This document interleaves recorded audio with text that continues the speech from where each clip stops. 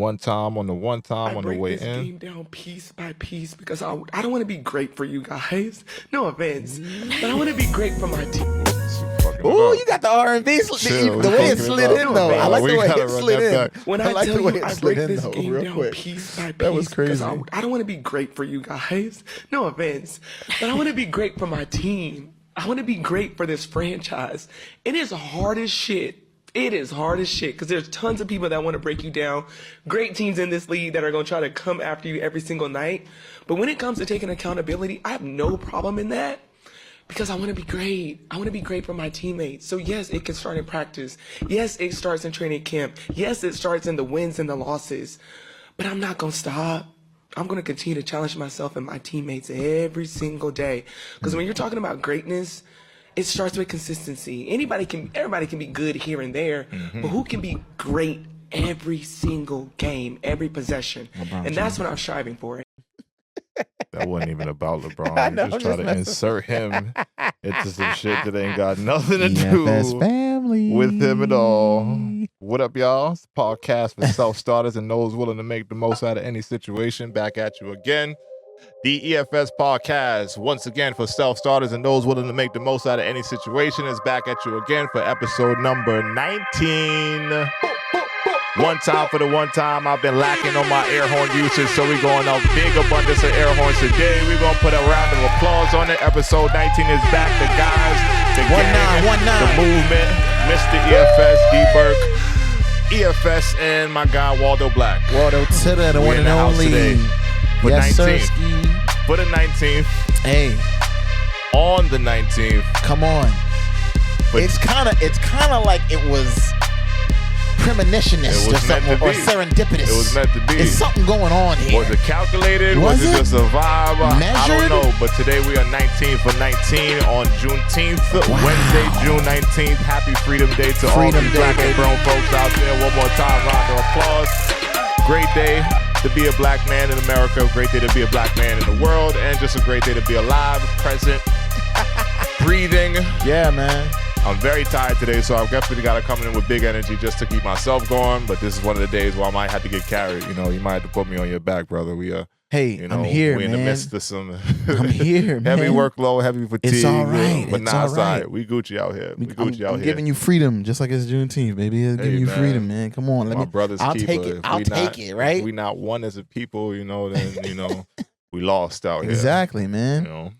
That's what's up, man. How you feeling though, overall? I'm good. Outside of being tired, I'm in a real good space. Yeah. Mentally, physically, all things between. Yeah, man. You know, work is work. Work is crazy, but I'm still, you know, making sure I'm doing the best that I can with that. But outside of that, just being able to now have that energy that I told you about before a few pods ago, carrying that forward is good. You know, getting back into the EFS train. Yes, sir. Outside of just everything I'm already doing with the podcast, with the fitness side of things, now I started taking on clients again. So I've had like workouts in the middays with, you know, younger athletes. I just signed on with a team, an AAU team, AAU program out in Maryland. So we just closed that like yesterday. That's tough. Bro. Check came through and they're like, yo, you know, as of the 27th, we want you to work with our guys throughout the summer. So nice. growing that again. Excuse me. Freaking damn half and half. But now growing that again, being able to tap back into that has put me in a little really good, again, just a good space. Just because now I'm kind of see, you know, the demand for my, you know, expertise and all that other shit. And then just a small time right now, but again, just a foundation to grow off of going forward. So it's been good getting back into it these last few weeks and now trying to, you know, keep everything rolling at once. It's challenging, but keeps me on my toes every day. But I also like that, you know. Yeah. So good. Again, about being shouts to Asia Wilson, that quote that she came in with, you know, it really, I found that in the midst of like, well, after the game when they lost, what was that who'd they lose to that freaking game? I'm blanking again. Don't start me the line. Memories whack. Oh no, the Liberty. They lost to the Liberty the other day. I was watching the game. They lost to that game, and they lost that game, and she was like going off in the press conference, not going off, but like really like, you know, because they're not having as good of a season as they had last season after winning 2 titles back to back. So it's like that next step to winning another one. They ain't starting out well. So she came out to the press conference after the game, and that's what she said. It was like, damn, like that shit kind of put me in a like, damn, like she's talking that she shit. Definitely has some like bars about there. being great like every day. So having that be the messaging that was thrown out there right in the middle of me being like, all right, now it's go time, let's get it. It's like, all right, you just tapping into a different zone. So that shit really, it resonates with me, which is why I started with that. But again, it just leads to where I'm at right now. So good place, good feelings, all that. So, it's looking forward to the rest of this month leading up to that trip that I'm taking. So, we're going to grind it out. It's going to be beautiful. Make this shit happen. Yeah, man, it's a lot happening. It's a lot of change. I mean, it's the end of a season.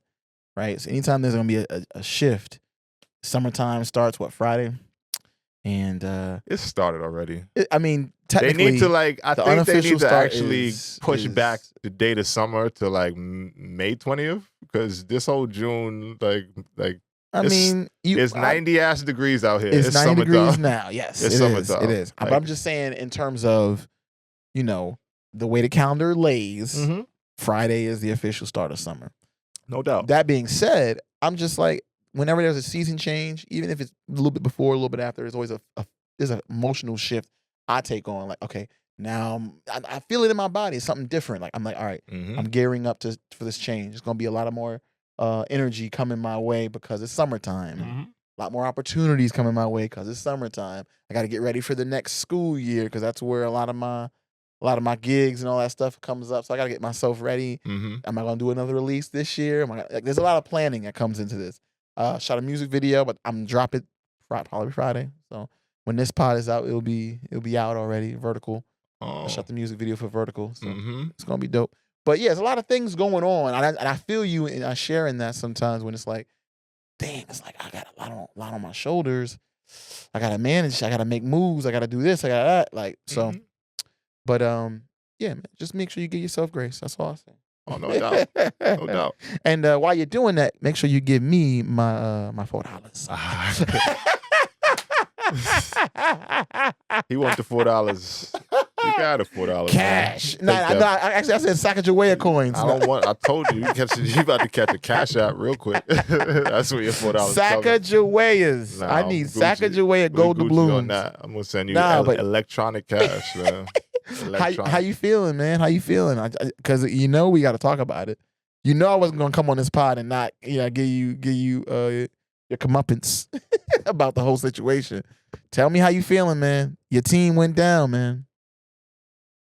I feel all right. I mean, I feel all right. I've had time to process how I was gonna feel when they lose for games now because they was down 3-0. Yeah, so for me, you got yourself. It's like up. We know these niggas gonna lose at some point, so just prepare whatever you're gonna feel and whatever you need to say to the people. I have to come out there and being all boisterous in your opinion about how they was gonna win in 7 games. So I mean, sometimes you just gotta eat it, bro. Pause. Sometimes you just got to. And how it started, man. You was very confident. You were so confident. Facts, but if you're not, then what you speaking for? Yes. I'm just saying the energy you got now ain't the same as the energy you came in with. I mean, I gotta humble myself. I'm a fair man. I'm a very fair man. I'm not going to come out here and just start talking a bunch of shit like we just went out not we, because it ain't my team, but I did stand behind them in me thinking they was going to win, but I got humbled. It's fine. What is the outcome now? Do you still see Luka as number 2 in the league, or does now? Because I have my opinion. I mean, but I definitely want to hear your perspective. Do you still stand by that quote? Or do you give him less now? Is he 3rd, 4th? Where do you stand? Where does he stand in the league? I mean, coming off of a finals loss, it never really looks good for your resume unless you're like fucking Allen Iverson or some shit who went out to the Lakers in 2001 and we knew that they had no shot at it. So I mean, in this situation, I thought Luka had a better opportunity to take home the finals victory. So it never looks good going out like that. I think the one game 3, that I was vocal about myself, so I'm not going to say that I didn't have my criticism of Luka, and I said it on the pod. Like, I don't like how he bitching, moaning, whining, and shit at the refs. So I stand behind that still. But outside of that, I don't really see his performance being something that would take that away from me, Okay. Outside of that one game, he still played fucking well the whole damn series. He shot it like shit pretty much the last game, but he had to keep shooting to give themselves a fucking opportunity to stay in the game. So he didn't start out hot. His numbers didn't look good all like as a in totality for Game 5. But sometimes he ain't gonna have the best shooting nights. He's a high volume shooter, so I don't think that he is dropped on my list. And I heard Brian Windhorst on ESPN he kind of feels the same way that I feel about Luka. Just his ability puts him high on the list for consideration for that shit. Like, first and foremost, the guy's been all NBA ever since he got into the fucking league. Yeah, I'll give you that. First 6 years of his career now. All NBA every single year. So that's in itself is not something that many people do. That's fair. That's like historic shit out the gate. Like, he has a great skill set, a great ability, and he has a great IQ and feel and read for the game. Now, there's a lot of guys that are on that, like, people's consideration for the list and et cetera, of like top 5, top 3, and some of these guys don't have what he has, like resume-wise. Resume, no, but I'm talking about like basketball player shit. Like, you can look and see and understand, like, this guy is superior. Like the eye test, like, yeah, like he's superior in a lot of like boxes that you can check. Okay, he's 6'7", so he's not short. No, he's 230 pounds, so he's not skinny. Like, so out the gate, he has a big enough frame for you to be able to impose your will in a lot of different ways as an offensive player.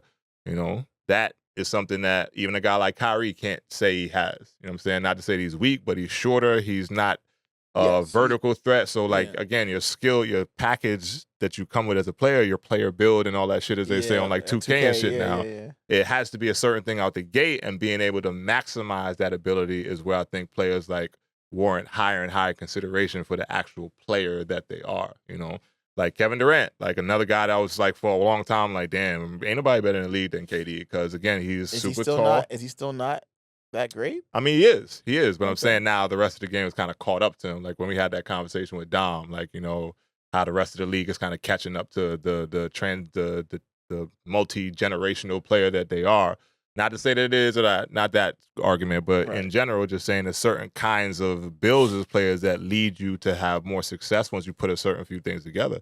So Luka, for me, is still top at least 4 or 5 players in the league. Like, I still think he could be number 2 and eventually maybe number 1 when we see how the rest of his shit pans out. Like, but he has a very good build to be great as a player. And he can pass the fucking ball. I like players who can pass and have great vision. Like, I always prided myself on being someone who could see your teammates, find them in the right situations, because it's a collective game. Passer. Top tier. And some of the passes he make, like, people don't even attempt them shits. No. Like, going to the basket, I'm whipping that shit behind my head to my teammate in the corner, and like, just the way he sees the game is like fucking phenomenal. Brian Windhorst said that the best forward passers in league history is probably LeBron James and then now Luka Doncic. Yeah. I don't know if I'm willing to stand on that claim just yet, but I think he's pretty high. By the time we finish, he's going to be in consideration for one of the best passing forwards ever.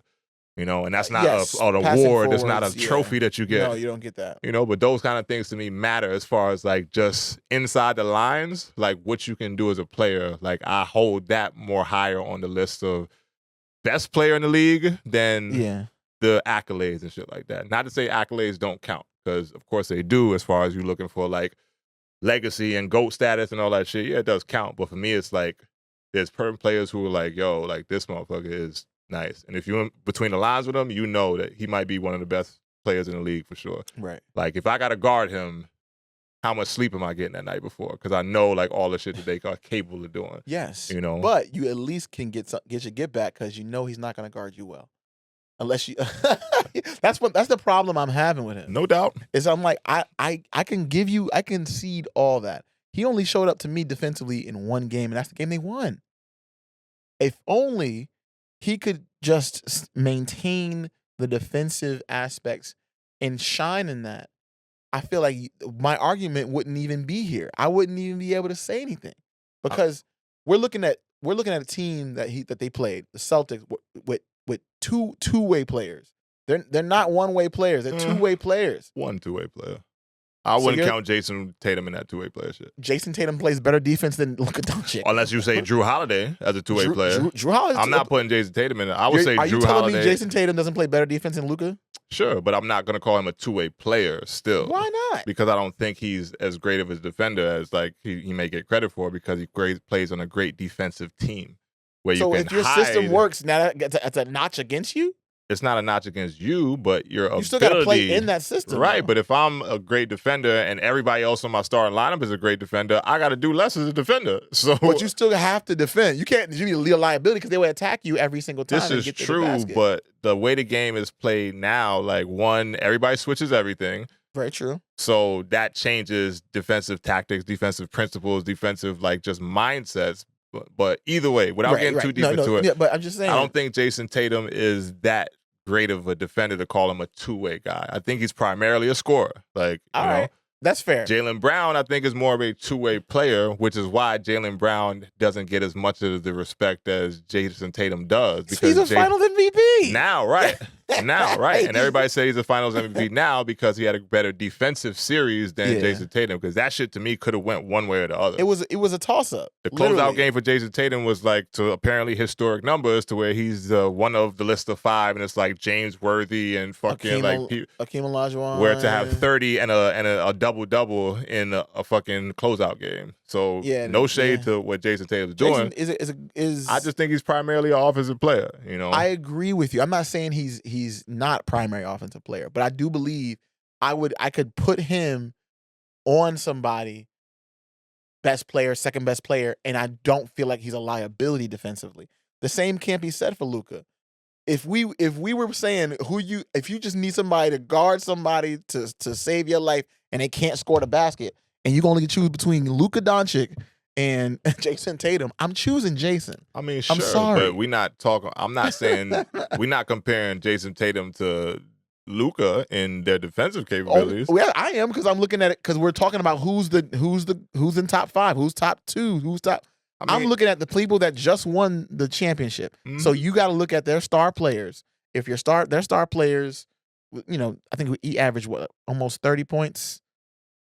No, he had 22 points, 7.8 assists, 7.8 rebounds, something like that. For the finals, that was Jason Tatum's stats, right? Mm-hmm. And I'm looking at that. That's pretty good numbers. It wasn't Luka's. I understand that, but then you have to say, okay, then why if this person is the star player on the opposite team, what was the biggest factors? And I think it came down to defense.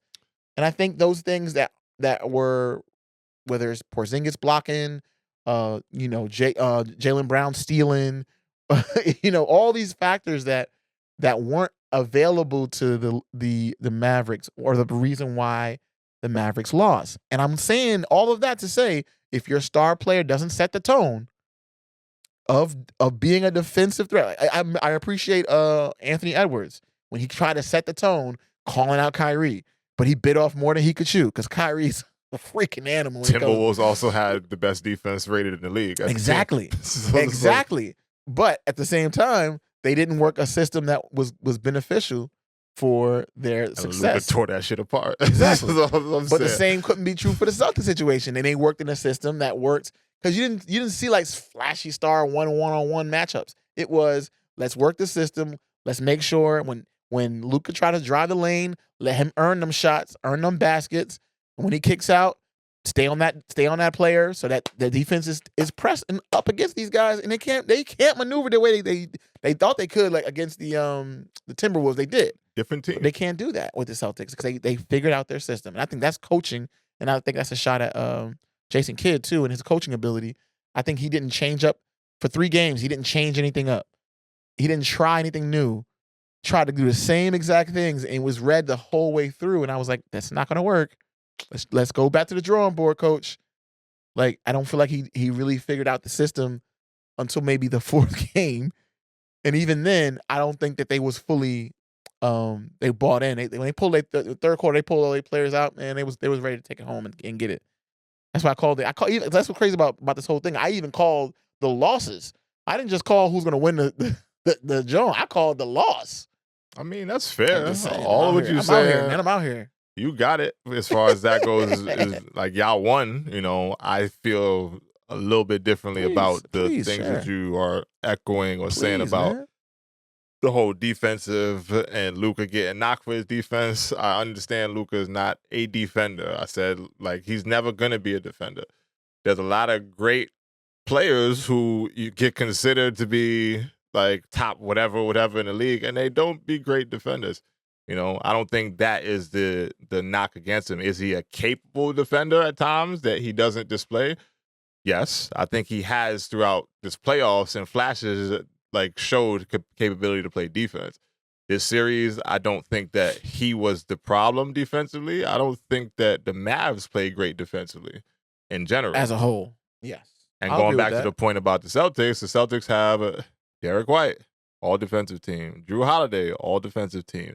Jaylen Brown, we just talked about his defensive capabilities. Jason Tatum, we just debated about his great defensive capabilities, but at the end of the day, I'm still going to give him credit for playing pretty well defensively. Yeah. You know what I'm saying? And then when they healthy Kristaps Porzingis or Al Horford, like collection of 5 people that are defending. Like if you're on the court and you just are basketball, like you know ball, if you have 5 great defenders versus maybe 1 great defender, if that on the other team, like they're gonna win the defensive battle. It's just how it is. Like that's fair. It's how it is. You know, I'm not counting that against them as far as their team being great, but what they're saying is as far as like Luka's like deficiencies defensively and all that other shit, like the Mavs don't have a great defensive roster in general.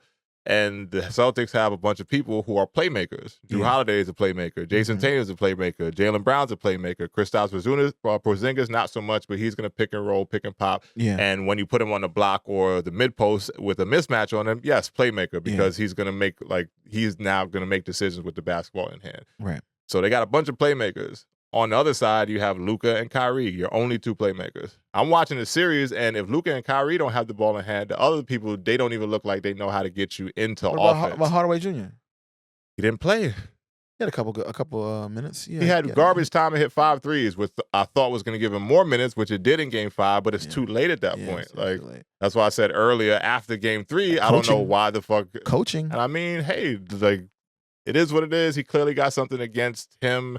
Not to say it's personal, but against him as a player that doesn't fit in today's system. I don't understand. Which I don't understand. You know, I don't understand it, but hey, I'm not the one making those calls. It does look like crazy now because you just got your ass kicked in the finals, but end of the day, you're going to make whatever decision you make.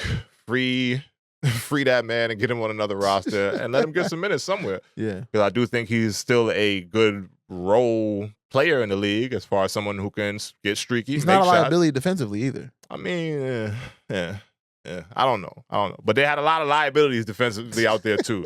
So at the end of the day, I don't think that he would have been the make or break defensively for that team. You know, they don't have great defenders, and they're way better, Boston Celtics versus the Mavs than that. So I think that was what tipped the series. And again, not having enough playmakers on the other side as well. Like PJ Washington, up and coming player, cool, all that shit. He's not a playmaker. If you don't set things up for him, he's not going to go get his own bucket very often at all. Versus someone who like Drew Holiday, who's like, all right, now we're going to make you the focal point of the offense. Off of those pick and rolls, you slide, you slip. Here, we're going to put the ball in your hand. Now you make plays coming off of pick and rolls. Yeah. You know, so it's like they got options. Yeah, 2 times. Like, shout out to Drew. So I just think they have more weapons and pieces they can move around in different ways than the Mavericks. It's like you got Luka, you got Kyrie, and if, again, like I said last time, if they're both not operating at a high clip, you don't have a shot. Yeah. Against the Celtics. They literally have to put the whole team on their backs. Exactly. They both got to score 60+ every game. And I don't think that and they said Luka might have been injured and all that. And I didn't get too deep into his injuries and all that because he still was putting up numbers. So I'm like, all right, how injured are you? He's not excusing himself. Yeah. So he said it in his press conference. Don't matter. Yeah. Don't matter if I was injured. I'm out there. Yeah. Still dropping close to 30. I'm looking at this situation now, and this is where I will say this. Luka is top 5 in the league, without a doubt. Do not know if he sits at 2, and I want to give grace and comeuppance to the champions. They are the champions right now. I mean, yeah, it's all Celtics, and they need to get. I like Jaylen Brown. I like Jason Tatum. I want them to get their moment. Right now, they're sitting at the top of the mountain. Let them talk. They talk. Congrats to those. End of the day, They can say what they want to say. Jason Tatum's receiving all kind of flack right now for his impersonation of multiple We did it! iconic moments.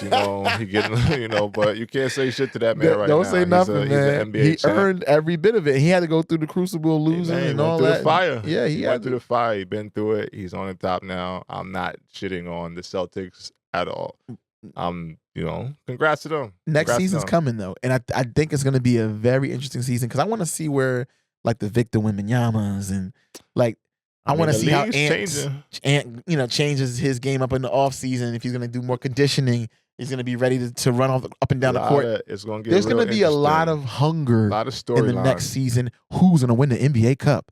No, Lakers got some decisions. I mean, Clippers got some decisions to make. We're gonna get to the Lakers in a second, but the Clippers NBA got decisions Cup, to man. make. What happens with Paul George? Is he a free agent? Is he? So apparently, Joel Embiid is trying to recruit him to Philly. So wouldn't that be a something? They denied it. Clippers said there ain't really no smoke behind that. If you got a healthy Joel Embiid in a are we ever gonna have? All right, I ain't gonna beat up on Joel. Come on, man. But either way, it's gonna be interesting across the board in the NBA. Let me just get the question out, man. Joel Embiid and Paul George. What do you think? It's the Celtics day. We're gonna give the Celtics all the praise. We're gonna wait and see what happens next season. We gotta give them at least till the weekend to start, debating about, running it back and all that shit. Because everybody's like, are they gonna defend next season? Like, bro, they just fucking won. These boys is probably having their first few drinks. Jason Tatum is like, you gotta let them chill. After you win a championship, because you've done that, you've won a championship. Mm-hmm. After you win a championship, right? Do you feel like everything stops? What's that feeling like after you win? Like you did it. You got the chip. Do you feel like it all just goes? It's a big weight off your shoulders. Big weight off your shoulders. If you care about winning, that is.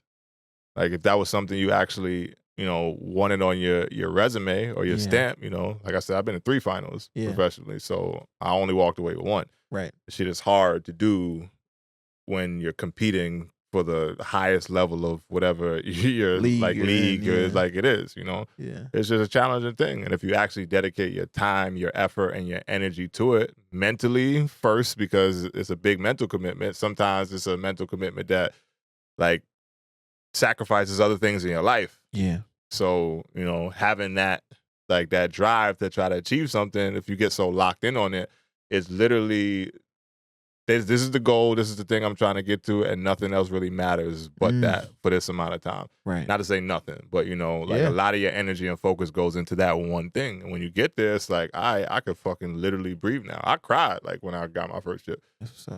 Cried because I know what I went through that season to get there. I was like, bang, my back was messed up mid-season. Like I just started having back spasms out of nowhere, which I hadn't had for like maybe 10 years when I graduated college. I had it once in college and never again until I was in that season professionally. And then my shit was like locking up to where I couldn't really practice in the week. I'll get my ass together somehow to play the games on the weekend. And then the next 1, 2, 3 days be like, bro, you got to sit it down. Yeah. Like, we ain't practicing, you ain't nothing. Like, let your shit rest, and then we'll start to ramp it up headed into the next game like that. Wow. So I'm taking myself out of rhythm week by week because I'm not going through my normal paces. Yep. Putting your shots up, doing your thing. Yeah, but kudos to our team. We had a great team, so we were still winning games, and I was literally just out there to be on the floor, to be like a decoy or like a weapon to say like, all right, you got to worry about him. So our roster is still strong because if we take him out the lineup, then there's not as much we're able to do, Right. So I would just be out there just to do what I can. Like I'm playing, my numbers didn't look great at that point in the season, but I'm like grinding it out, to where I got healthy right before the playoffs. I'm like, I bet now it's time to make a real run. Yeah. To where I'm me, headed into it. So not even 100% because sometimes it's like as long as I get back out there and I feel 75%, 85%, then we rocking. Like I'll make it happen. So grinding that shit out to then making it all the way through to the end of the finals and then walking away with the chip in like convincing fashion too, because we beat them like, it wasn't even it was a 5-game series, but we won the first 2, they won 1, and we won the next one. Yeah. So it was 3-1. Gentleman's sweep. Yeah, gentleman's sweep for that, amount of series, whatever. Yeah. So at that point, I'm like, yo, like shit, like we lit, You get to relax a little bit because it's like the goal is achieved. That's why this fucking photo means like that much to me, because I was in the middle of the season when we were playing like for the chip. That was the semifinals, right before the finals. Right. So like being in that mode, it's like, yo, like, so to have that be the outcome is why that season still like reigns true is like, you know, a very pivotal point in my life. So that's what's up, man. You know, but yeah. I mean, curious question. I know this is random as hell. Mm-hmm. What's the first thing you ate? Because I know you got to be like so like conscious of what you put in your body. What after you don't want the chip? What's the first thing you was like? You know what? Now I can eat what I want. I want to get this. What's that first thing that you remember? Alcohol. You just like alcohol. My nigga, alcohol. Alcohol was you went crazy, huh? Yeah, nah. Went nuts. I still got the videos on my phone like that night. Like, Yeah. Shit, I'm never like putting out because it's that's for me.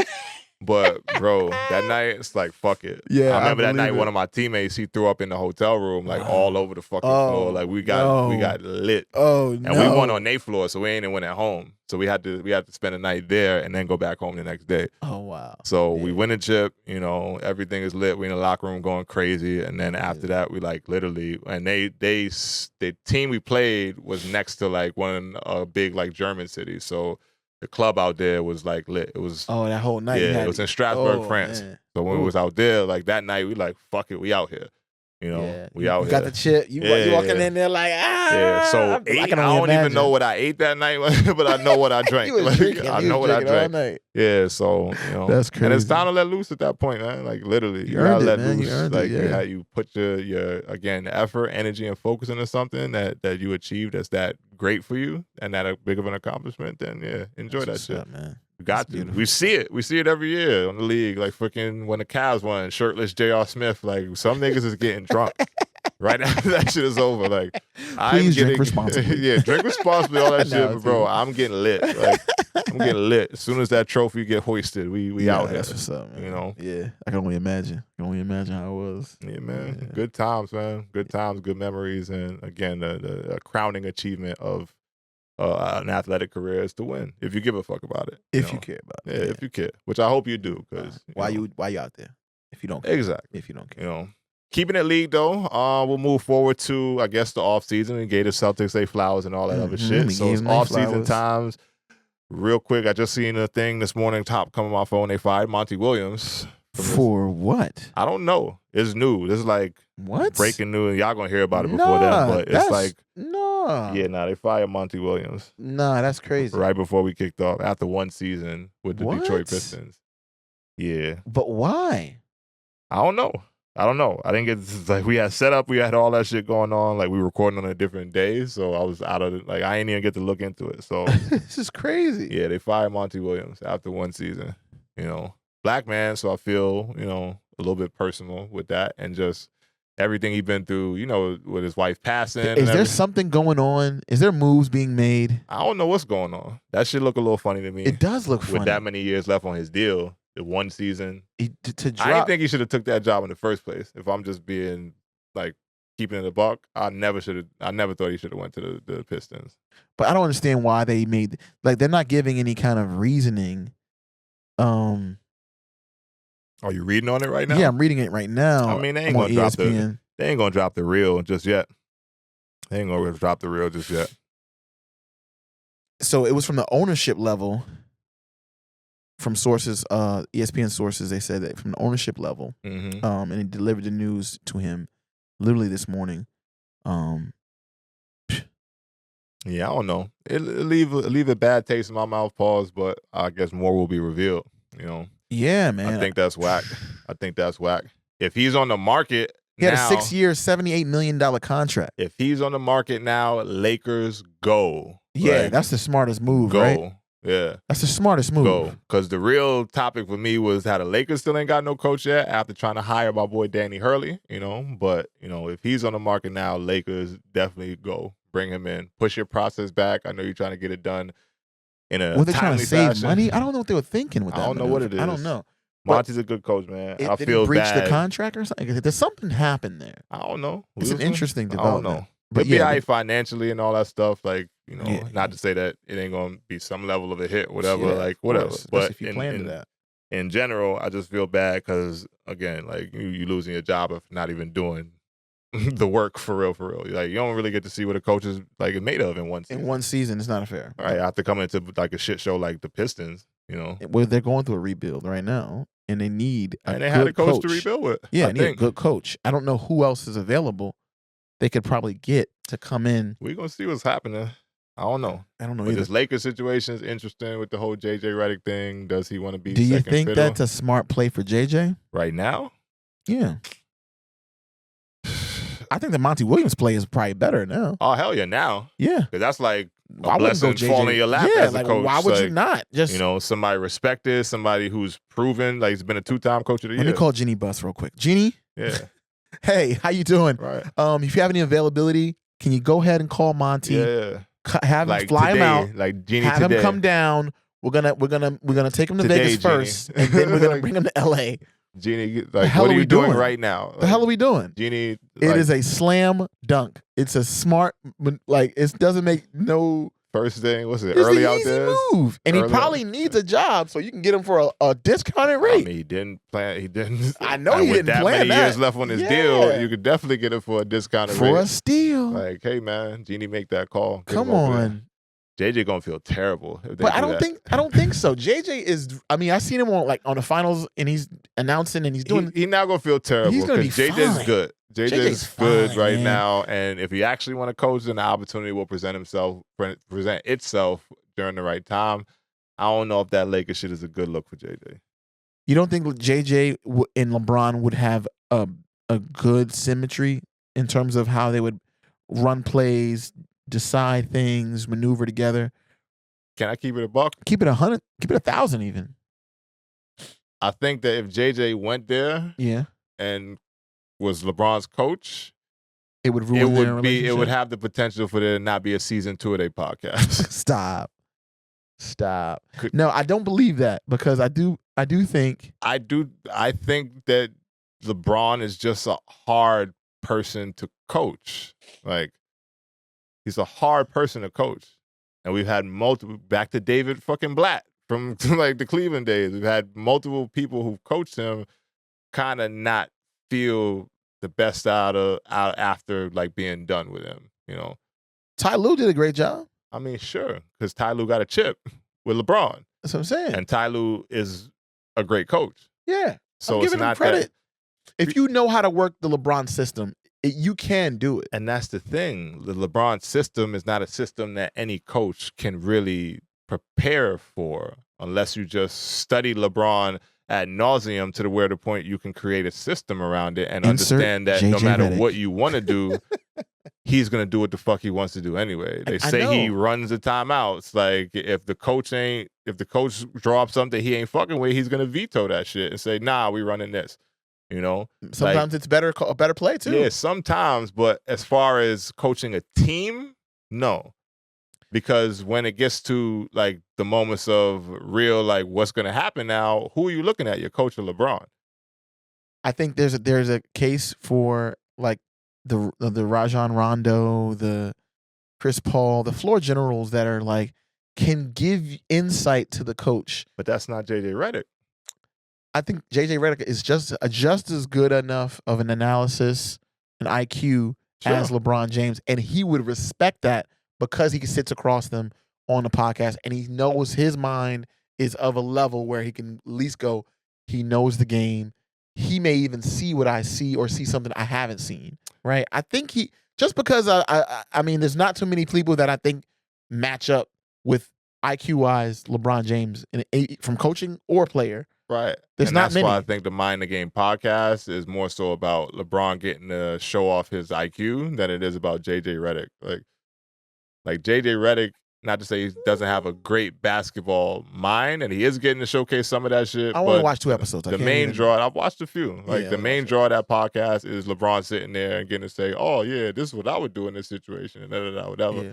And now it sounds like I'm hating on LeBron, but like that podcast to me, it doesn't show like great coaching ability, because you can run X's and O's all fucking day up and down to where you can draw up your own system and recreate the wheel to make it like, but you still got to coach people. Yes. You know what I'm saying? And that's where in NBA locker rooms, like LeBron's had great coaches. Who would you say was a great coach outside of Ty Lue and Frank Vogel? Good coach. Frank's good coach. Great. Good coach. Good coach. Frank is not a great coach in my opinion. I mean, great coach as far as, all right, I'm going to take away great. Because great would then mean he's probably won chips and all that other shit, and we ain't going to say that great. But LeBron has had pretty good coaches that don't mesh with him. All right, that's fair. And that's where the break goes. I wouldn't put Luke Walton in there. I mean, no, but Luke Walton, again, first-time ex-player, first-time coach. Yep. That's fair. That goes against my point. And I don't think Luke Walton's a dumbass when it comes to X's and O's either. He's probably not, but I don't think he understood the ins and outs of Laker basketball. Of LeBron. And LeBron James. You know what you're getting into if you are like... And he was coming in as the first, like, it was a lot. You know what you're getting into with that organization. If you take the Lakers' job, then you know the history, you know the expectation. There's political you know that there's the Lakers and then there's the Celtics. Like, and now the Celtics got one more than them. So now like, we gotta get a chip now. Right. So pressure is even higher for that organization. If you take the Lakers' job, then you know the expectations of the job. Like, you're not stupid if you sign to say, hey, I want to be the head coach of the Lakers. Or you are a dumbass and you just didn't do your research and you're gonna get turned out pretty quickly. 17-1, by the way. What? The NBA Cup. All right, nah, but either way, every back time to I my hit point. you with that, I love it. I don't think that. I don't know. I just don't think it's the right move for JJ. I think it's not. I think it looks good because it's hot right now. Only because of Monty. Because that changes the whole thing for me. If you got a choice between JJ Redick, but that's the Lakers unproven decision. Coach, unfiltered, you know what I mean? Like, he doesn't know history of coaching versus a seasoned veteran coach who's just fresh off of firing and is available for hire. No doubt. I'm choosing Monty any day of the week. Now.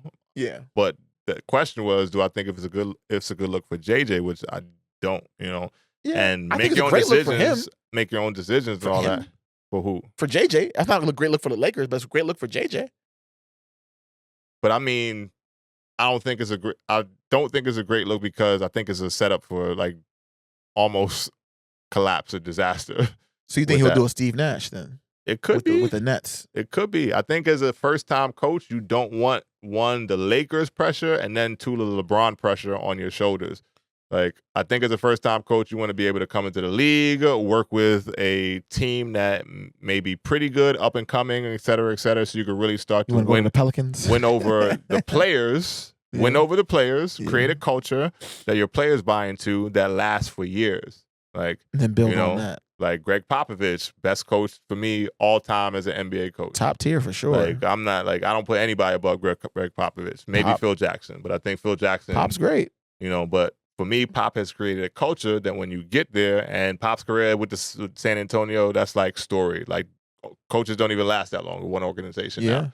So that's like old school shit. But I think once you create a culture, then it makes it easier for you to recruit talent to that team and have the people that come in there understand what the fuck this actually is. So for a new coach, I think you need that time to build that. Rather than we throwing you into the fire, this nigga LeBron got like 2 years left. Can we get one more chip out of him? Oh shit, we got freaking his son on the team too, because we gotta hire his son. Because if gotta hire his son, right, gotta hire his son. I'm saying like that kind of pressure coming in, and then the Lakers on top of that, who now want to try to catch up with Boston because Boston's like, that's a lot of pressure. Like, there's a lot of pressure, and I don't think that it's a good situation for a first-year coach because the expectation with LeBron is win now, win big, or your ass out of here in 2 years anyway. So, it's tricky. That's fair. I'm not saying you're providing a lot of context, and I don't think context is important. Yeah, I don't think you're inaccurate in any of it. I'm just saying if you want to get in to the league as a coach, this may be your first and only shot. That's why I'm saying I don't know who else is checking for JJ Redick to be a coach. It won't be his only. JJ's putting his name out there that I want to coach. So if he keeps doing a good job, would be the that's what I'm saying. Like, this is the first year that it's even really gotten out that JJ wanted to coach. Yeah. All he's been talking about for years is I'm coaching my son's AAU team and like I'm doing great at that, whatever.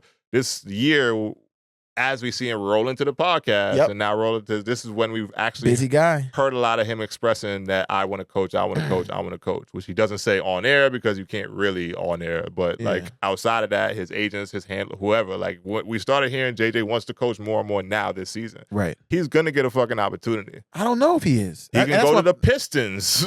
You know like you can go to the Pistons. You know what? If they moved out Monty and moved in JJ next best Redick, thing, go to the Pistons. That'd have been interesting. You turn the Pistons into like maybe a playoff team next year or the year after that, and then you start moving. Like I don't think that's gonna happen that fast, but I appreciate the outlook. I mean, maybe not next year. I said the year after that. You got there's free agency, there's trades. You can do some things. If they got maybe money, make the roster better. The East picks? ain't that strong. They got picks. I don't know their situation. Yeah. I don't know the situation. I don't know. They're bad enough. They should have everything they need. Toilet bowl right now. They have everything they need. Like the basketball toilet bowl. So I don't really know. I wouldn't even if someone gave me free tickets. I probably wouldn't go to a Detroit Pistons game. I would go depending on who they playing. No, I'm just saying like a Orlando Magic versus Detroit Pistons game. I'll go see Orlando. I'll be okay. I'll go see Orlando. I'll go to Orlando for the game, but I'm not going to Detroit for the game. Okay. I see what you mean. Yeah, they trash. They trash. But yeah, man, interesting. So we see what happens. We shall see, man. We shall see. Yeah, man. We getting a little too intense, man. Any news going on that's maybe a little bit more lighthearted? Lighthearted? A little bit more vibey because we getting intense with these basketball talks, man. Basketball season over, so we gotta get it out now. The next few months, we're talking. What am I draft gonna do? Coming up, I don't know. And we got USA basketball too. Yeah, Olympics is coming up. Olympics is coming. When Olympics time come around, it's about everything, though. Yeah, like, we'll talk about everything. For sure. I'm excited about that. Yeah, I'm a big Olympics guy. Since like I'm on maybe my earliest memories is like about 5-6 years old watching Olympics. I've loved that shit ever since then. Every time that shit comes around, I really I'm into that shit. Yeah. Not even just basketball. I'm talking about the other track and field. Yeah. Like I love gymnastics, like tennis. I like all the sports because it's a collection of the best athletes doing what they do on the highest fucking level against the rest of the world. Like to me, that shit always was like a crazy ass concept because the people that are training for that are literally going there with like, okay, I may not put myself in position to win a gold medal, but I'm not going out there to look bad. Right. You know, like people go to highest and highest lengths of like competitiveness and competition. Like that's where you see it. So to me, it's like always great to see that kind of like level on whatever sport it is. Yeah. But it's coming up. Basketball too. So we get back to that. But until then, like it's gonna be a dry sports news cycle. But Yankees is doing pretty well.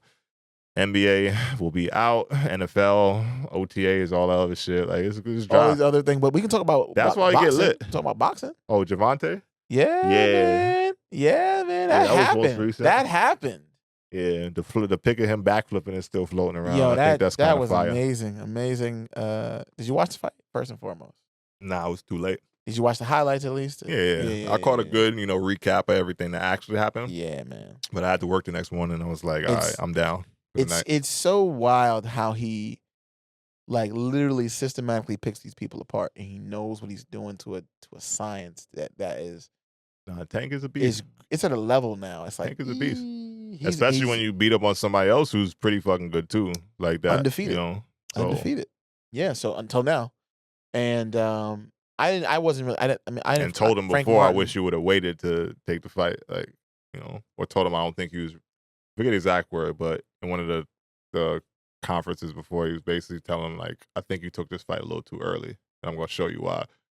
So, and then knocked his ass out. So yeah, it's embarrassing, but it's also like a lesson. Yeah, no doubt. He's like, I'm hoping that Frank Martin can get himself back and see where he failed at. And it's levels. It's just levels. Of course there is. It's just levels. Like he was a champion. It'd be all right. And he realized I'm not that. Yeah. I'm not that. But I'm here, but I ain't that. Yeah. And that's just why I love boxing because it's a sweet science like I said earlier. You have to know the game of boxing. Yeah, no. Because if you look at the first 6 rounds, it almost looked like the other ball was winning, but he was literally just biding time until he was losing, and he lost rather. And when he walked away, he knew. Javante knew. He's like, he's not getting up. It's over. I gave him that. I can see from when he connected that shit, he wasn't getting up. Over. It was over. And I'm like, man, that power he got in that hand, bro. And then he hit him with another one when he was already out. So, that was it was a done deal. Yeah, that was a good knockout right there. That was and then a great knockout. Obviously the other fight got postponed, but somebody stepping in. I heard the Tyson and Jake Paul situation that got postponed. I think they might need to scrap that shit. Yeah, you think he's too old? I don't know, man. What you thinking, man? I don't want to just turn into a spectacle just because I respect Mike too much. Like, you think he don't got enough power in them hands anymore to knock him out? I don't know, man. One punch is all you need. I think it is a spectacle just because one is a fucking exhibition and all that other shit. I thought it was a sanctioned fight before they canceled it, but whatever. It was supposed to be a sanctioned fight. Was it? Yeah. Okay, I hadn't heard that, so I'm. Let me double check to make sure that this fight there's another fight going on. Yeah, but I don't know. I want to see them just scrap that shit. Outside of it, just getting YouTube and fucking Netflix. So he's fighting Mike Perry. I don't know who that is. But they had to keep the fight going because they had to put somebody in his place. Yeah, I don't know Mike Perry at all. He has 5 wins, 0 losses. Yeah, not interested. 3 KOs. Not interested. Sorry. He's an MMA star. Not interested. It is what it is. Another MMA. Yeah, it's over. Yeah, whatever. Moving forward, I guess we will get to some lighthearted shit just because I guess on the entertainment side of things, sure. For people, these are technically, I guess, entertainers. Man? Entertainment. You see complex lists? Complex lists. They make a list about everything. The funniest people list. The funniest people? No, I did not. The 8 funniest people. 8? List. It's only 8? What's it, 8? I think it's 8. I think it's 8. Why they didn't do 10? I don't understand that. I don't know. Because it's complex and do what the fuck they want. It sounds complex. Why you just chose 8 people of all? You know what I mean? Like, because maybe they ain't feel it ain't that many. Nah, that's cap. Maybe they feel it ain't that many. What is the link? I'm trying to pull it up here. There we go. What you got for me, boss? Oh, sorry, I'm tripping. It wasn't even 8. It's like 20. See, there you go. Yeah, that's what I'm thinking. Like 8. Yeah, I'm tripping. That sounds crazy. What I saw was 8 of the people that they mentioned. But okay, let me. Yeah, it's 20 funniest people. I don't want to do all 20. Forgive me. 20 is crazy. Can we do just the top 10? I mean, it's some notable people. That's throughout the 20s. Let's do like 15 then. Just something a little bit less. Caleb Presley, number 20. Who? That's the white dude with the mullet that be doing the interviews. Don't know the nigga at all. Yeah, he's had people on there. Drake been on there. Like, he's had reputable people. Wallow and Gilly's on there. Coming in number 19. New York Nay. I know you don't know New York Nay. Yeah. She's funny. She's funny. She? Yeah, good skits. Vince Staples. New York. How you spell that last name? Or the N-A-Y. New York Nay. Nay. Cameron Mace 16, Lou Ratchet 16. Oh, sorry, Cameron Mace was 17. I'll just say 17 for Cameron Mace. 16 is the guy. I think I've seen her videos. Ratchet. Yeah, New York Nay. I've seen her. Yeah, you've seen her. I've seen her before. Yeah, I'm not really a big fan of her, but I've seen her. Yeah, I like her. Just regional shit, New York shit. Yeah. Moving forward, we'll jump a few. Casanat is number 14. Casanat, wow, sorry. Kai is number 14. Number 14. Phantom, number 13. Phantom is funnier than Kai? That's what they saying. I know Kai is sick. I mean, is he? Kai's sick for that. Kai's bank account is just fine. So he's not complaining. I don't know if they actually, it's AMP. It's all. They're not jacking these lists like that. Zoe Spencer is number 12. Who is that? I don't know. I'm looking her up right now. Zoe Spencer? I think this is disrespect because this motherfucker's funny. Lou Young, they got him at number 11. Oh, I know Zoe Spencer. Yeah, I seen her in the dating John. I see her. Lou Young at number 11 is disrespect. He's Who's Lou top Young? 5. I'm not tapped in. Lou Young, you know who Lou Young is, bro. Lou Young? He does all the skits. Like, he imitates a lot of the sports people, Now he got his own pod and everything too, so he's more competition. Lou Young? Hell yeah, yep. Funny. I do not know this nigga. Funny. I don't follow. Funny. I'm gonna follow him now. Funny. I'm gonna see what's up. He's been bubbling lately since the end of last year. He took off even more this year than anything. That's crazy to me. I never even heard of He'd be at the Colorado with Deion Sanders and them. Like, nice. Yeah, funny. 85 South, funny. I wouldn't put him above Lou Young. Malik B. Now this guy right here, I don't personally find him funny like that. I know a lot of people do, but I mean, I guess it's subjective. Malik B. He make all the relationship joints. I think I seen him. This dude right here. Yeah. I think I seen him before. I don't follow. And he's funnier doing like stand up than he does with his skits. Okay. Stand up is a little bit more like, that's your actual. I know you're going through your scripts and your jokes and stuff, but like that's like more your personality, But I don't think his skits translate to funny like that on internet. And this is the 8 funniest people on the internet, so I don't know. 20. I keep saying 8. Why the fuck I keep saying 8? 20th funniest. Yeah, so I don't know. Okay, all right. I don't find Malik him funny B like that. Malik is what B, number? He's number 9. Number 9. Now we're in the top 10. Here we go. Now that we here at number 8. Finally get to the 8. Finally get to the 8. Malik, this is where I caught the list from before. Desi Banks, number 8. Desi Banks. Mm-hmm. I think that's the boy that does the what's his name? Desi Banks he does the he does everything. Yeah, man, I be out here doing what I gotta do, man. Yeah, I know him. Yeah. He's funny though. I can't even. Nah, funny as hell. I can't even lie. He's Curvo Dolo, I don't know too much about. Who? I don't know too much about him. Curvo Dolo, I don't. Curvo. Funny Marco, number 6. Funny Marco's number 6. Interesting. Good for him. Theo Vaughn, number 5. Don't really know much about him. Theo white Vaughn. guy. That's the white dude? Yeah. Tra Rags. Is he really funny? Oh, Trey Rags? Rags. Yo, Trey Rags is hilarious. I've seen him. I've only seen a couple of his shits. What you gonna do about it? Trey Rags is crazy. And it's RDC World. RDC on there? Shouts to them. Hey, number 3. Number 3, RDC World. RDC. Ben and Don is number 2. Funny. Ben and Don? Ben and Don. Want to be with Drake. Oh, Ben and Don. Okay, yeah. Ben and Don. Want to be with Drake. That's crazy. Number 2.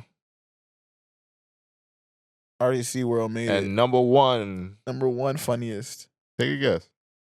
He everywhere now. Drewski? Yeah. Drewski number 1? Mm-hmm. Drewski's number 1? Shouts to Drewski, man. Hey, you did it, bruh.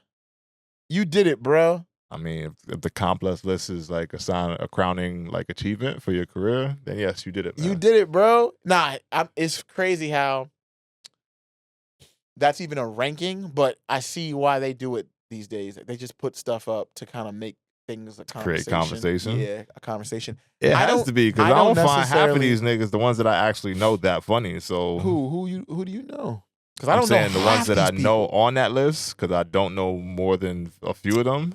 Yeah, that's what I'm saying. I think that like it has to be subjectivity to the list just because. Yeah, like your sense of humor has to be a certain way in order to enjoy that kind of like.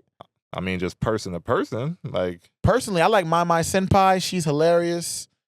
If y'all don't know her, go check her out. She does skits and all kind of craziness, and she's ridiculous. And she's a nerd type John, but she's hilarious about it. Black female, just showing love. You know what I'm saying? Word. She was snubbed in this conversation because I feel like she's one of the funniest people, especially when I don't feel like there's a lot of female representation on that list. But, nah, I don't think it was a female on there. No, it was 2 people that you said that was females. The Spencer chick and sorry, somebody else was on there. Yeah, nah. But again, not a lot of female representation on the list. If you do want to support a female, they say funny women person, are funny, man. So cap. That's cap, bro. That's cap. Nah, but My Senpai with 2 eyes on socials. She's dope. She's hilarious. You know what I'm saying? I've reacted to a couple of her things before, so. Definitely, man. I appreciate her, man. Shouts to her, man. And all the other comments. Honorable mentions. All the other Instagram comedians. And Instagram, like, because to me, they're not even comedians because they don't do stand-up. But you can't say that no more. Wait, what? I was told you can't say that no more Who because said? The internet has now opened up for lanes outside of stand-up, like the content creator funny. So they're still comedians. They're just not in the truest form, which is stand-up. So let me see. It's just what I heard from comedians.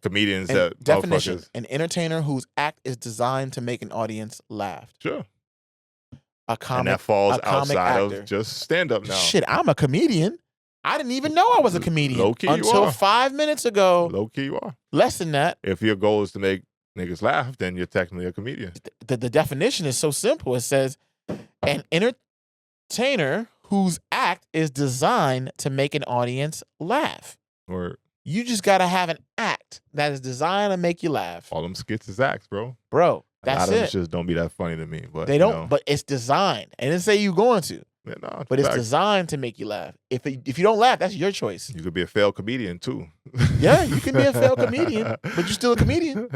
No doubt. Hey, No wear the doubt. banner. Wear the banner proud, man. Shouts to the complex niggas, man. Shouts to everybody. Putting together your bullshit list and creating all this controversy. Is people reacting? Are people reacting to it? I haven't seen no reactions yet. I mean, it's a few online. I don't feel like going that deep into them. Nah, I saw didn't know. over the last few days about rankings and placement and who's funnier than who and all the this shit. funniest? And it's like, to me, it's like you laugh at what you laugh at. I don't find my sense of comedy and like humor is a lot different than, Yeah.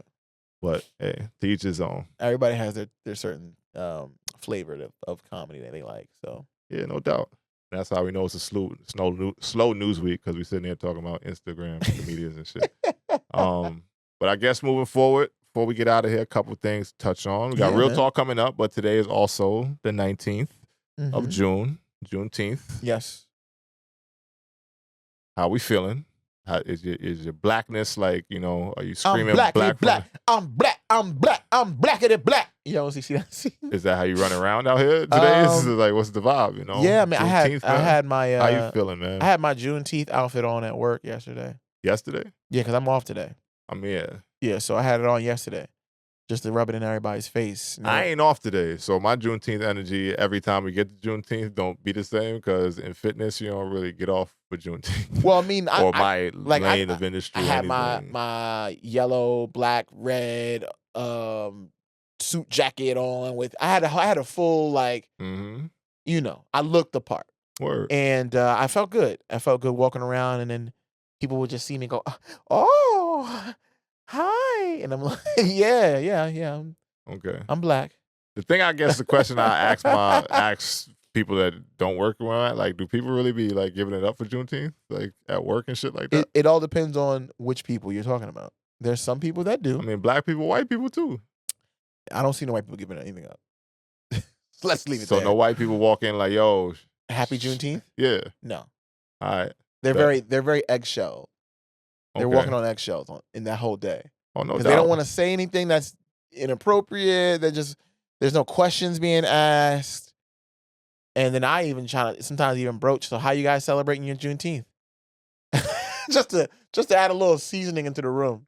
Just to see how people is like, well, just gonna spend the day at home. Like, oh, okay, no that's doubt. fine. That's you gotta fine. make sure you check the. It's one of those moments like when check you to see try if to, you got allies on the Juneteenth yeah, day. you just gotta see how people moving. Yeah. But I was just wondering, because I don't get many, and because you're not in the office. You're like a corporate setting. Yeah, nah. Yeah. So I'm in. It's different. It is different. It is different, and I think that I think overall, like most of these holidays, it ends up turning into sometimes this like consumerism thing where everybody's just going to go get hot dogs and just get burgers and dogs, and then they're gonna eat that and then call it a night, and that's Juneteenth. And I don't want that to be the testament of what it's about. But again, I'm not gonna force anything down anybody's throat about the history of our people and all that. It's not about that. Done doing that. For me, it's just celebrating my blackness, my freedom, and the essence of I can dig that. What it means to be African American in this country. And I just love that. Love that for us.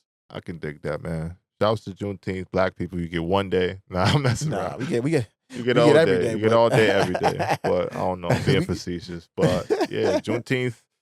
Celebrate how hopefully you're doing something, chill, taking some time for go yourself. to the African Museum of History, whatever you want to do, man. These niggas ain't doing that on I'm just saying.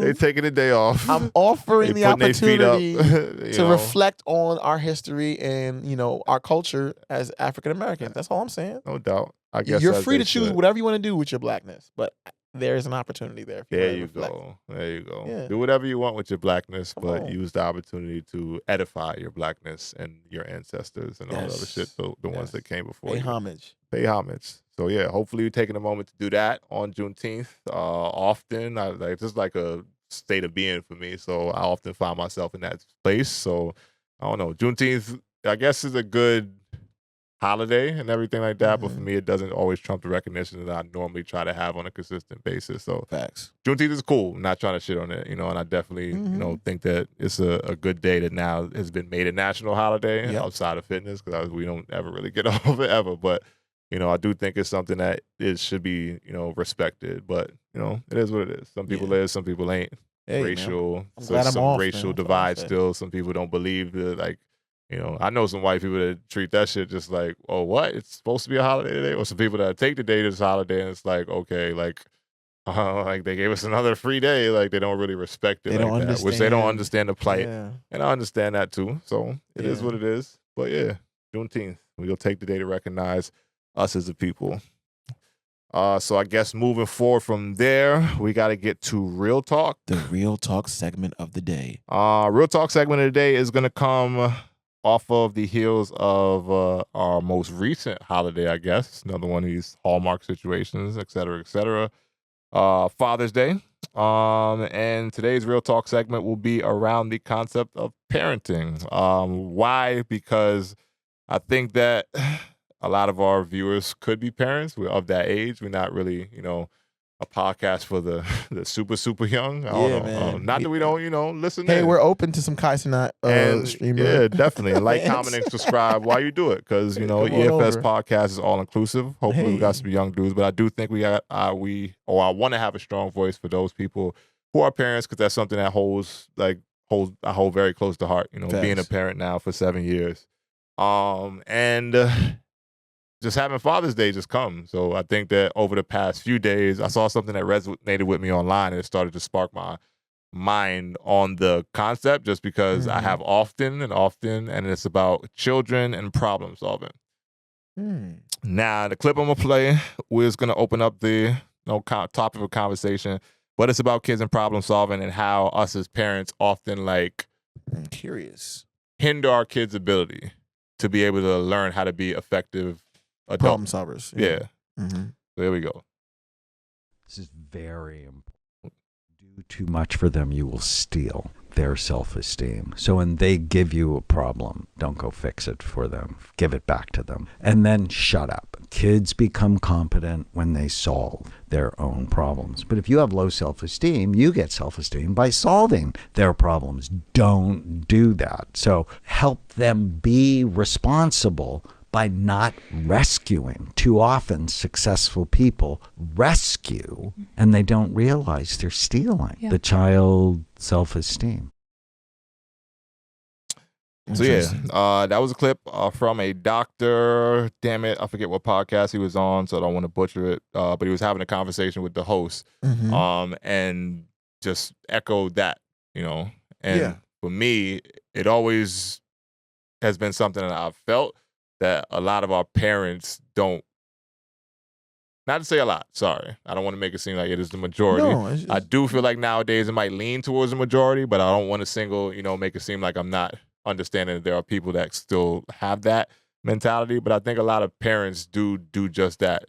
Take a lot of their children's self-esteem going forward in life while making things way too easy for them right now, And for me, I never want to put myself in a position as a parent to coddle my child so much that I'm stifling them later when, sooner or later they ain't going to need my help.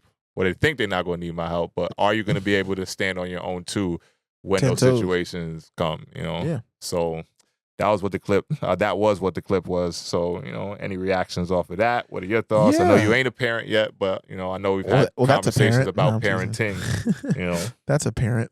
You know what? I have no children. That just connected. That's a parent. Good. See what I did there? The top too. See what I did there? Yeah, just hit. No, here's what I'm trying to say. And although I'm not a parent, I do work with a lot of kids. When I was in the nonprofit sector, I ran an after-school program. had about 30 kids, Mm-hmm. call me, come over, help them with the homework, help them with life issues. There's a lot of stuff going on, right? And sometimes you do need to give them a controlled environment to fail. So I do agree where they can feel confident in failure and that it's okay to mess up and okay to do things wrong, okay to not quite get there. But it has to be in doses and it has to be metered. It can't just be figure it out, and there's no guidance. It's very much the difference or the outlook is like teaching a child to ride a bike, where you start off maybe with the training wheels and then you take the training wheels off. Mm-hmm. Oh, you know what I mean? And then you're guiding them with your hands on them, and then before you know it, they're able to roll down there by themselves, and they may fall, but you dust them off. You make sure it's good. But before you even get them on all that, you got to make sure you get the right bike, right? That's you providing them the resources. You got to make sure they get knee pads, helmets, so that if they do fall, they're in a safe place to fall or a safe state to fall. Like, that's all the parts that aren't really broached in that conversation. I know it's just a snippet from a podcast, but I just want to say, make sure that if you are going to go that route as any kind of educator, mentor, parent, that the environment that you create allows for them to fail and to do these things, in safely, without getting hurt, without ending up in a worse position, because that can steal their self-esteem as well from not feeling supported or safe in their moments where they're challenged or. I can understand that. Yeah. But I do also think that there is teachability when the failure or whatever, that they're going to experience may not be something as quote unquote like controlled, Mm-hmm. and not to say that you don't like try to create situations to where children are able to solve problems, but sometimes I think situations are just going to arrive and it be life, and then you got to see how your children react, and it's as like in not like opposition to what you were saying, but along with what you were saying about them still feeling like it's okay to fail and having their self-esteem still, even if we leave them out there to drive, something like that. I do believe it is parents' job to then reinforce that you're okay, even after it's a situation that just may come, And I mean that to say, like, you can control situations for them, but there's also sometimes the things going to happen in my life. Like my daughter, sometimes like I'm just watching to see what the hell she do. I ain't create nothing. I ain't see nothing. I'm just like, all right, cool. Let me see what's going to happen here. Right. And after she slips and falls, she busts her ass, she fails at whatever she's like trying to do. Then from there, I'm right there after to tell her, like, how you feel? Right. This is how I feel about it, blah, blah, whatever. How you're feeling right now is okay. But just know that, next time, just be a little bit smarter about what we're doing here. Right.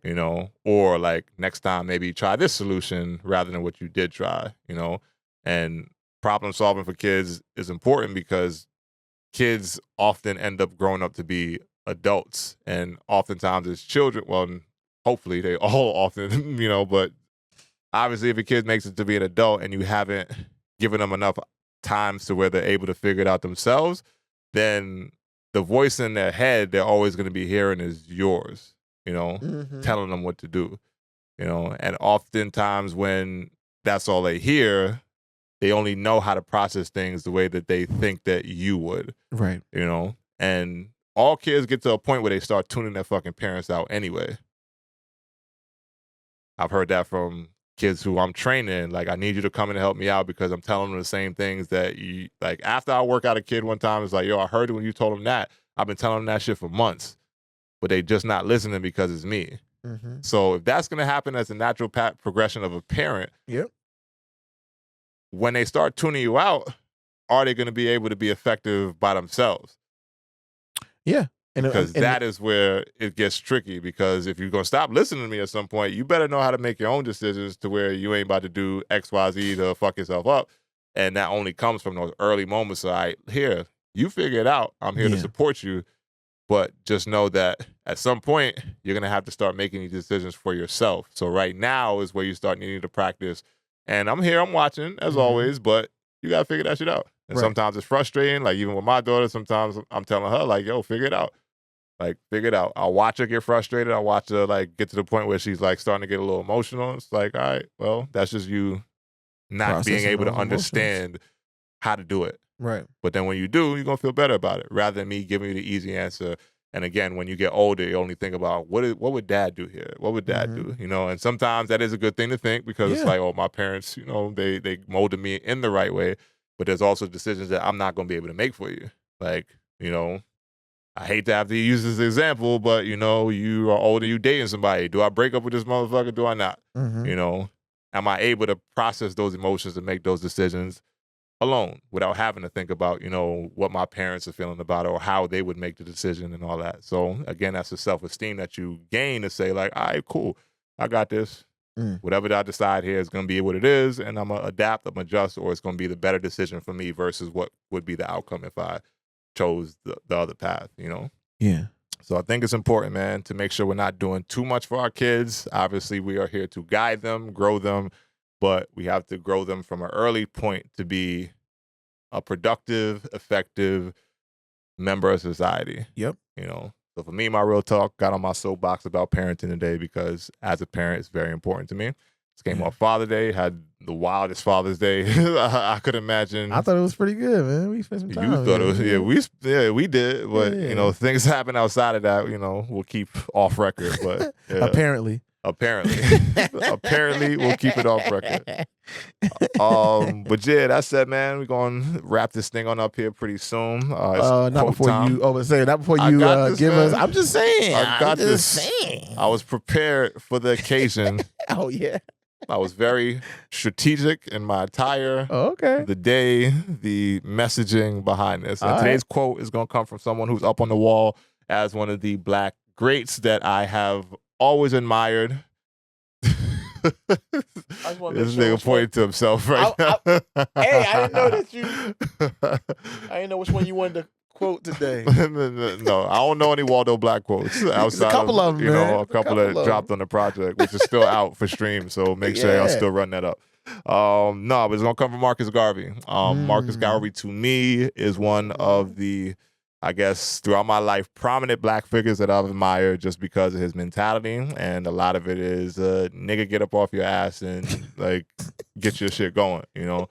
That isn't the quote, I hope. Nah, that's my quote. But it's a D. Burkism. Yeah, that's a D. Burkism. But he kind of fell along that same lines, you know, not waiting for handouts, not waiting for, you know, he believed that the Black man's success comes on the efforts of the Black man to advance themselves, you know, not waiting for reparations and not waiting for, you know, the handout from the white man and all that stuff to make your life better. Yep. Like, you know, we've been here on this earth since the beginning of time. Create the mindset within yourself and then collectively as a people to start making strides on how we can actually, which is a whole another conversation. We ain't got that much time for it. No. But if you know Marcus Garvey, you know his messaging and you also understand that. So today's quote comes from Marcus Garvey, and it's a great one to deliver to you on the 19th of June, which is, there is no force like success.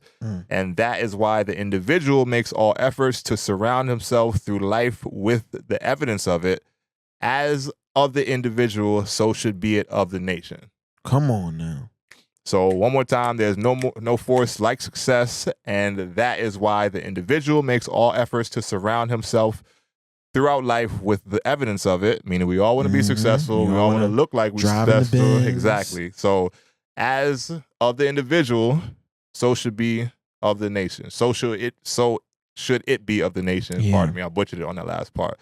But again, goes along with what I said about Marcus Garvey, that, you know, get up off your ass and, like, you know, get out there and get to it, you know, because the only way we as a people prosper is if we all successful enough to, you know, start making the right decisions collectively, you know. A lot further from that, than easier said than done, all the other shit you want to say, but, you know, that's my message to y'all on Juneteenth. And beautiful. Yeah, so Marcus Garvey with that.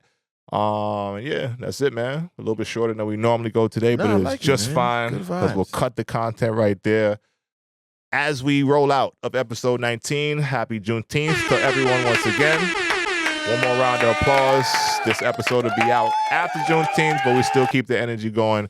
Black and beautiful, all that other good stuff. So as always, y'all, guard your energy mentally, physically, all things in between.